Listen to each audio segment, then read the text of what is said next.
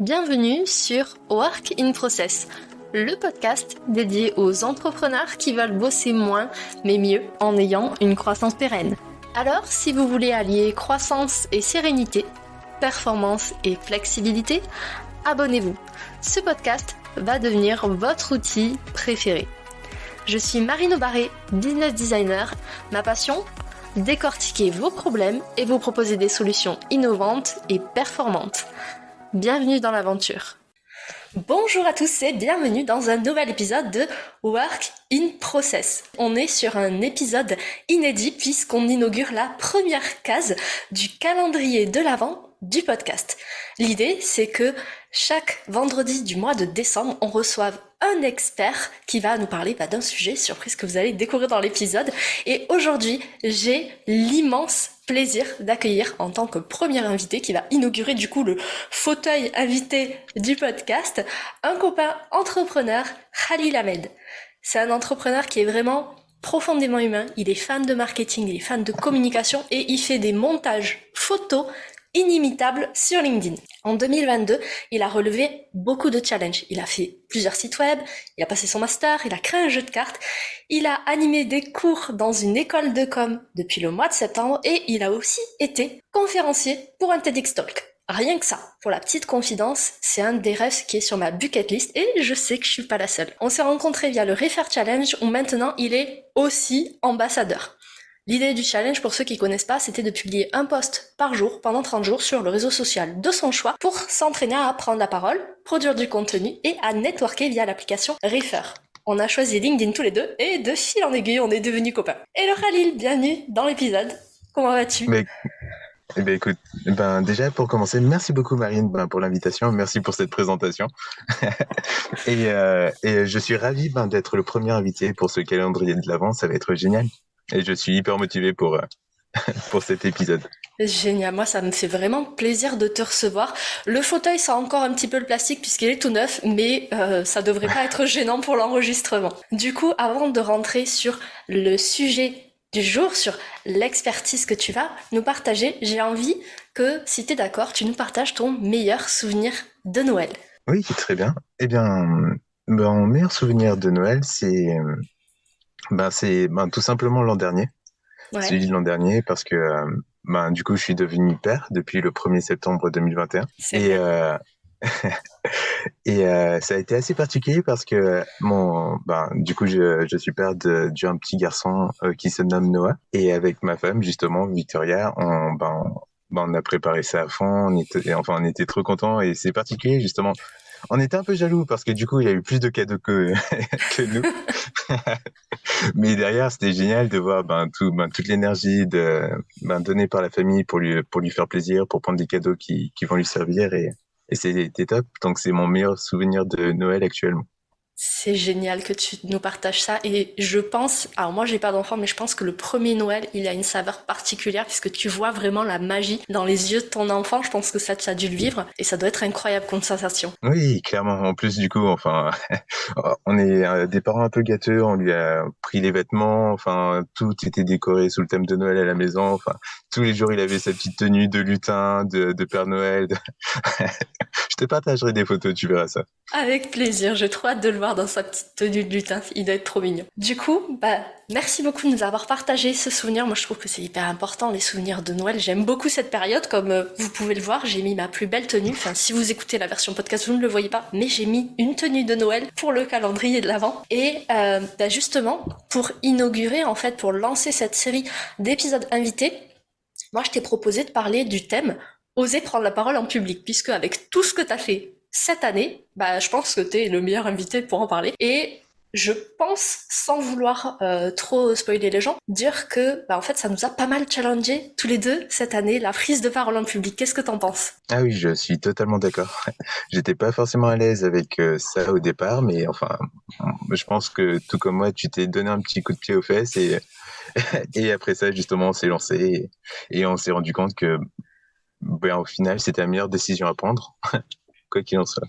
Ouais, c'est clair. Alors pour moi, c'était un gros coup de pied aux fesses, mais je te rejoins. Ça a été une démarche de sortie de zone de confort, en fait. Et justement, qu'est-ce qui a fait que toi, tu t'es dit, j'ai envie de prendre la parole sur ces sujets sur ce réseau social? Est-ce que c'est venu un matin comme ça, spontanément, ou est-ce que c'est quelque chose qui t'animait, te travaillait depuis longtemps? Euh, ça m'a pas mal animé pendant pas mal de mois au final. Mhm. Et, euh, et le fait de voir justement depuis janvier 2020, 2022, en soi, que beaucoup de personnes prenaient de plus en plus la parole, que beaucoup de personnes justement partageaient son expérience et se rendent compte qu'il y avait des humains au final aussi sur LinkedIn. À partir de là, je me suis dit, ça pouvait être intéressant de vivre cette aventure, mais je n'avais pas forcément le déclic, je n'osais pas trop, jusqu'à que je vois les posts sur le Reefer Challenge. Ouais. Et ça a été plutôt motivant. Motivant dans le sens où je me suis dit, c'est ça que je veux faire au final. Moi aussi, je veux participer, je veux me stimuler et oser justement prendre la parole sur les réseaux, prendre la parole, que ça soit sur le TEDx également, parce que c'était à la même période Mhm. et toutes les expériences que tu as pu évoquer par la suite. Ouais, et du coup, alors déjà, est-ce que tu peux nous partager les thématiques sur lesquelles toi tu prends la parole et nous dire si, au tout début, ça a été facile pour toi de te positionner, de te dire en fait que t'allais être vu, lu par plein de gens et pas forcément savoir comment ça allait être accueilli. Oui, ça a été assez particulier parce que justement, généralement, les personnes qui prennent la parole sur LinkedIn, enfin, ils se sont positionnés, comme tu l'as dit. Mhm. Ils disent justement, ils définissent clairement leur expertise, ils ont des sacrés bagages derrière eux. Alors que moi, justement, quand j'ai commencé à poster, c'était en mai, du coup, et je me sentais pas vraiment légitime justement de prendre la parole parce que j'étais qu'étudiant, je faisais ça en alternance et ça a été assez particulier. Mais au final, j'ai osé, j'ai parlé de création de site internet, j'ai parlé un peu de marketing. À vrai dire, j'ai parlé un peu de tout et n'importe quoi aussi, comme tu l'as pu évoquer avec les montages. Mais j'ai parlé de ce qui m'animait vraiment et, et ça a plu justement, ça a plu et du coup, c'est ce qui m'a motivé à poursuivre et continuer dans ce sens-là. Ouais, en fait, j'ai l'impression que la création de contenu et la prise de parole au sens large du terme, ça permet de mieux se connaître. En tout cas, de mon côté, moi, ça a été vraiment une découverte de moi-même, de certaines parties de moi, en tout cas, que je ne connaissais absolument pas. Comme par exemple le fait d'animer un podcast, pour moi, c'est tout nouveau. Et en fait, je me suis rendu compte que c'était possible. Et je sais que parmi les gens qui nous écoutent, il y a pas mal d'introvertis. Et que pour eux, prendre la parole en public, ou sur un réseau social, c'est un peu compliqué parce que justement, ils savent pas se positionner. Ils osent pas, en fait, être vus, être lus. Et je voulais savoir si, toi, t'avais des conseils activables pour oser sauter le pas, justement, et faire porter sa voix, faire porter son message. Oui, bien sûr, bien sûr. Alors, ouais, comme tu as dit, c'est pas évident justement parce que ce qui nous effraie le plus, je pense, c'est le regard des autres, le jugement et se dire, en fait, on publie pas pour nous, mais limite en se disant, eh bien, si je poste ça, au final, que va penser justement mon collègue de bureau, que va penser justement ma voisine, enfin, alors que en soi, on devrait publier pour ça. Et je pense que c'est le déclic majeur au final qu'on obtient lorsqu'on publie, Mhm. c'est qu'on se rend compte qu'au final, on le fait pour nous. Au final, ça nous plaît et c'est ce qui nous motive à poursuivre et à publier de plus en plus. Ouais. Et le conseil que je donnerais justement, le plus gros hack, au final, c'est de passer à l'action. Enfin, je sais, ça paraît bateau parce que tout le monde le dit, mais c'est vraiment la, le déclic en fait à avoir. Le fait de commencer à publier sur un contenu qui nous plaît, peu importe lequel, que ça soit notre cœur d'activité, que ça soit un métier qui nous plaît ou une expérience qu'on a adorée, mais juste s'ouvrir et partager avec son réseau et montrer que justement on n'est pas un énième CV sur LinkedIn, mais on est bien une personne avec des expériences et avec énormément de choses à partager. Ouais, il faut savoir que si au début vous ne savez pas sur quoi parler, parce que il y a beaucoup de sujets, on va pas se mentir, la première chose que moi je sais qui m'a énormément aidé, c'est de parler de moi. Parce que moi je suis un sujet que je connais, donc c'est toujours plus rassurant. Et j'ai parlé en fait de pourquoi je suis entrepreneur. Qu'est-ce qui a fait que j'ai démarré cette merveilleuse aventure qui nous fait vivre des montagnes russes parfois, mais qui est quand même assez incroyable. Donc Mm. prenez les sujets que vous connaissez le mieux et ensuite partez en exploration. Il y a deux citations que j'aime beaucoup, peut-être tu les connais, Khalil. La première, c'est tout ce qui ne s'exprime pas va s'imprimer. C'est-à-dire que tout ce que vous gardez en vous, vos peurs, vos croyances, etc., en fait, ça reste en vous. tant que vous osez pas, comme tu disais, tant que vous passez pas à l'action. Et tout ce que vous gardez en vous, et ça c'est la deuxième citation, en fait, ça se multiplie. Est-ce que tu as déjà remarqué quand tu as peur de quelque chose, plus tu vas garder cette peur longtemps, et plus elle va prendre des proportions assez incroyables. Oui. Ah oui, oui, clairement. Et du coup, c'est assez horrible. Enfin, euh, là, je suis en voiture. Bon, ceux qui écoutent le podcast ne le verront pas forcément. Mais pour le permis, par exemple, j'ai dû m'y reprendre trois fois. Trois fois avant de l'obtenir parce que la première fois, j'étais hyper confiant et ça a été le choc lorsque je ne l'ai pas obtenu. J'ai remis pas mal de choses en question et donc du coup, j'ai essayé de freiner avant Ouais. de recommencer et j'avais toujours cette vision de l'échec précédent. Alors que la troisième fois, justement, ce qui a changé, c'est que je me suis dit, bon, tu sais conduire, tu as l'expérience, enfin, tu as pu l'expérimenter, retente et en fait, faire table rase du passé et aller de l'avant, justement. Ne pas, enfin, justement, j'ai les pilotes, par exemple. Ils gagnent leur course, non pas en regardant en arrière, en se disant, à tel virage, j'aurais dû le prendre de telle ou telle façon, mais plutôt en allant tout droit, voir l'objectif et continuer à avancer jusque-là. Ouais, tu as bien raison. Donc du coup, c'est savoir pourquoi on fait les choses, savoir pourquoi vous voulez prendre la parole en public, finalement faire porter votre message, oser, ça c'est hyper important. Personne ne le fera à votre place, donc si vous le faites pas, votre message il va être perdu dans le confin de l'univers. Et puis, ce qui va être aussi important, c'est, à mon sens, mais ça c'est une déformation professionnelle, c'est d'amener de la structure. La structure, ça rassure. Donc au début, faites-vous aider par des personnes ou regardez les frameworks de copywriting. Il y a le framework AIDA, le framework PASS, il y a plein de choses qui peuvent vous aider à commencer à parler, commencer à faire porter votre message. Et en parlant de message, moi j'ai envie que tu nous confies tes secrets. Comment est-ce que tu as fait pour être conférencier TEDx Talk? Parce que c'est un de mes objectifs, tu le sais. Et je pense qu'il y a plein de personnes qui nous écoutent qui voudraient parler dans un TEDx parce qu'ils ont des très beaux messages à faire passer, mais monter sur scène, en fait, ça fait peur. Ouais. Oui, assez. Et, euh, et je ne suis pas autorisé à parler de ça, donc on peut passer à la question. Non, je plaisante. Plus sérieusement, comment ça s'est passé? Ça s'est passé en regardant une vidéo de TEDx et, euh, et en terminant cette vidéo, je me suis dit que en soi, un jour, je me verrais bien justement monter sur scène, parler d'une expérience ou d'une pensée justement sur un sujet et le tenir justement tout au long. Et Ok. donc, du coup, j'ai regardé en soi s'il y avait des TEDx autour de chez moi, sachant que j'habite dans le sud de Marseille, vers à Aix-en-Provence. Pour ça, du coup, j'ai regardé sur le site de TEDx. Et sur ce site, justement, il y a tous les futurs TEDx Talks qui sont répertoriés. Donc, j'en ai vu un qui était 2 semaines après le moment où j'ai regardé Ok. sur le site. Et au culot, j'ai regardé qui a organisé ça et j'ai contacté justement la personne via LinkedIn. J'ai envoyé un message en disant concrètement que en soi, j'ai toujours adoré les TEDx.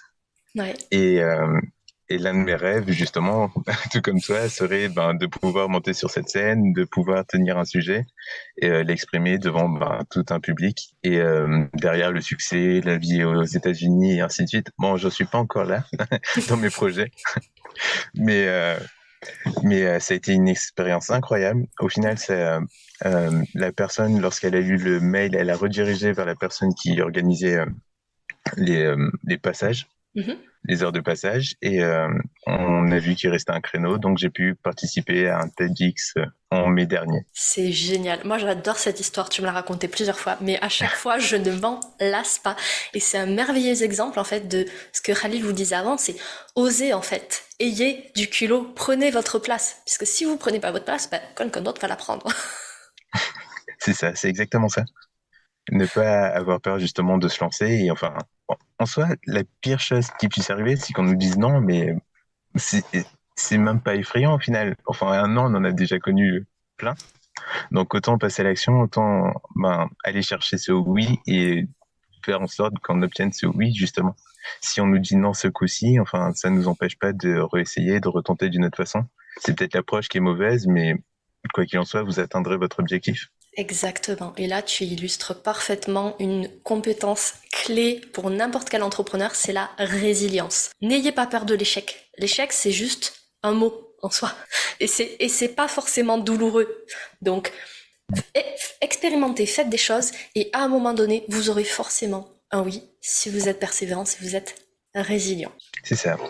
Je te rejoins totalement. Du coup, merci beaucoup pour ton expertise. Maintenant, on va passer au petit jeu de Noël que tu ne connais pas et que les auditeurs ne connaissent pas encore, puisque j'ai gardé la surprise jusqu'au bout. Et ça a été très difficile pour moi, parce que j'ai du mal à garder les surprises. Du coup, je suis contente de pouvoir me libérer de ce fardeau. Du coup, le jeu, c'est le Santa Fast. C'est comme un Fast and Curious que vous avez déjà vu sur d'autres médias, mais autour du thème de Noël, puisqu'on est sur un calendrier de l'Avent. Donc, le but, je vais te poser des questions avec 2 propositions. Tu vas devoir répondre le plus vite possible, sans réfléchir, de préférence sur la proposition qui te correspond le mieux, finalement. Est-ce que tu es prêt ? D'accord. Ça va, je suis prêt. Je suis vachement curieux. Génial. 3, 2, 1, c'est parti pour le Santa Fast. 24 au soir ou 25 au matin ? 24 au soir. Vrai sapin ou sapin artificiel ? Plutôt sapin artificiel. Pareil, je suis allergique au vrai sapin. Cadeau sur liste ou cadeau surprise ? Plutôt cadeau surprise. Paquet cadeau ou ticket à gratter ? Paquet cadeau. Noël formel ou Noël décontracté ? Non, c'est formel. Noël, ça reste formel dans le sud. Est-ce que tu peux nous partager ton jeu préféré que tu as reçu à Noël quand tu étais petit ? Et pourquoi ça a été ton jeu préféré ? Mon jeu préféré, ça a été une console, la GameCube. Pour les plus jeunes qui nous écoutent, ils connaîtront pas forcément, mais c'était une console géniale, qui était carrée, du coup d'où son nom. Et c'était top parce qu'on pouvait jouer jusqu'à 4 joueurs, donc on pouvait inviter les copains, jouer à 4 sur la même console, et c'était une grosse révolution à l'époque. Donc j'adorais ça, ça a été mon meilleur cadeau pour le coup, du moins plus jeune. Je l'ai eu aussi, et c'est vrai que c'était une révolution pour cette époque-là. Maintenant, il y a certaines générations qui ne connaîtront pas, mais c'était vraiment assez incroyable. Moi, j'avais le jeu Mario Luigi's Mansion, et j'avais même les Sims dessus, et c'était trop bien, j'y passais des heures. Ouais, c'était top, justement. Moi, c'était quoi? C'était Super Smash Bros. Et c'était génial parce qu'on pouvait se battre avec plein de personnages préférés tels que Mario, il y avait Kirby et plein de personnages. C'était assez fou. Ah ouais, c'était trop bien. Et dernière question, du Santa Fast, qui est l'entrepreneur que tu rêverais d'entendre sur ce podcast ? Alors, l'entrepreneur que je souhaiterais entendre, eh bien, tout simplement, ça serait Florence Grégeois, parce que elle est toujours son expérience est incroyable, elle apporte énormément. Je sais que au sein de Reefer, justement, on se repose pas mal sur elle parce que elle est toujours de bons conseils, elle est à l'écoute et c'est vraiment plaisant justement d'échanger avec elle. Donc autant que tes auditeurs justement puissent l'écouter à leur tour. Génial. Écoute, je pense que tu vas lui faire très plaisir parce que je sais qu'elle adore le podcast. Moi, j'adore Florence aussi. C'est une de mes humaines préférées. C'est une entrepreneure géniale, mais ça, vous le découvrirez plus tard. Florence, l'invitation est lancée. On s'en reparle très vite. Merci encore, Khalil, pour tout ce que tu nous as partagé, que ce soit tes souvenirs, ton expertise. On fait un petit récap ensemble si t'es OK pour que les gens puissent avoir les conseils bien en tête quand ils vont partir. On a parlé de oser prendre la parole en public, comme quoi ça peut être parfois délicat. Est-ce que tu peux nous redire les principaux points, les principaux conseils que tu veux que les gens gardent en tête suite à ton passage ? Oui, bien sûr. Alors tout simplement, oser justement prendre la parole en public dans le sens où ça ne sera jamais évident. La parole en public, ça prend. Ça demande du temps, il faut s'entraîner, recommencer, il y aura des échecs forcément, mais le tout c'est de commencer, de démarrer et d'apprendre au fur et à mesure. N'importe quelle compétence, vous ne l'aviez pas maîtrisée du premier coup, mais ça a été un travail de longue haleine. Donc commencez, même si c'est difficile au départ, pensez à l'objectif final et ça vaut tous les sacrifices entre guillemets pour atteindre votre objectif et rendre fier le vous du futur. J'adore cette phrase, je pense qu'on peut terminer là-dessus.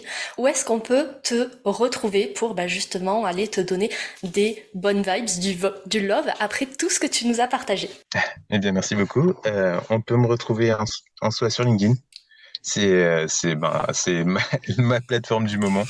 Je tends à aller sur TikTok par la suite, mais pour l'instant, je compte bien partager encore pas mal d'illustrations sur LinkedIn et faire partager mon réseau. C'est génial. Donc si vraiment vous voulez découvrir Khalil, surtout ses montages inimitables sur LinkedIn, allez le suivre dès aujourd'hui. C'est vraiment une personne en or, comme vous avez pu l'entendre dans cet épisode de podcast. Encore merci d'avoir accepté mon invitation, d'avoir inauguré ces épisodes invités. J'étais très très heureuse de faire cet épisode avec toi et je vous retrouve tous la semaine prochaine pour un autre invité. À bientôt. Merci Khalil. Merci à toi, Marine. Voilà, cet épisode est maintenant terminé. Merci pour votre écoute. Je vous souhaite à tous une belle journée, soirée et à très bientôt dans le podcast. Bye. Cet épisode t'a plu ? Tu peux le partager en me taguant ou lui laisser 5 étoiles sur Apple Podcast. Encore merci pour ton écoute, à très vite.